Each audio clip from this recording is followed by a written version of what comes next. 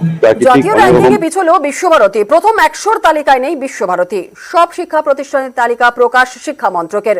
তালিকায় প্রথম 100 প্রতিষ্ঠানের মধ্যে নেই বিশ্বভারতী।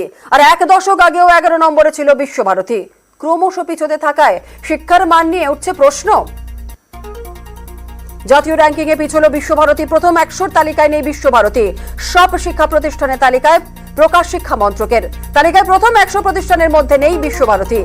1 দশক আগেও 11 নম্বরে ছিল বিশ্বভারতী। ক্রমশ পিছতে থাকায় শিক্ষার মান নিয়ে উঠছে প্রশ্ন।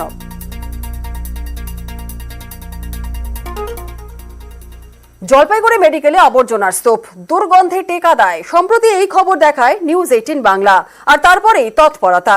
হাসপাতাল থেকে আবর্জনা সরালো জলপাইগুড়ি পুরসভা।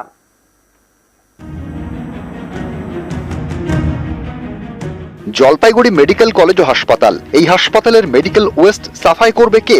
এ নিয়েই সম্প্রতি হাসপাতাল কর্তৃপক্ষ এবং জলপাইগুড়ি পুরসভার টানাপোড়েন শুরু হয়।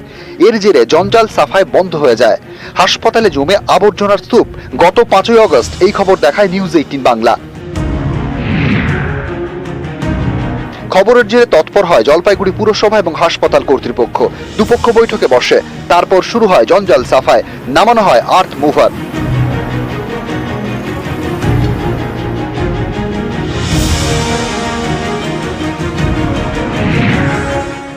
যদি পরিষ্কারভাবে রাখে তাহলে পরিষ্কারভাবে থাকবে, যদি নোংরাভাবে থাকবে তাহলে সেটা আমাদের দায়িত্ব না, ওনাদের হাসপাতাল কর্তৃপক্ষের দায়িত্ব। পুরো কর্তৃপক্ষ একটা নির্দেশ জারি করেছে যে এখন থেকে নিয়মিত হবে, সপ্তাহে সপ্তাহে যাবে, পরিষ্কারভাবে নিয়ে আসবো আমরা, কিন্তু তারা মাল ছড়ায় থাকলে সেটা ওদের দায়িত্ব। পৌরসভার, জলপাইগুড়ি পৌরসভার সহায়তায় আমাদের এই ব্যাপারটা ফলপ্রসূ হয়েছে এবং এখন নিয়মিত যে আবর্জনা জমত আমাদের সুপার স্পেশালিটি হসপিটালে, মেডিকেল কলেজ চত্বরে, সেটার এখন নিয়মিতভাবেই পরিষ্কার রাখা হবে। দুদিন আগেও হাসপাতালের আউটডোরে গেলে রোগীর আত্মীয়দের নাকে হাত দিতে হতো।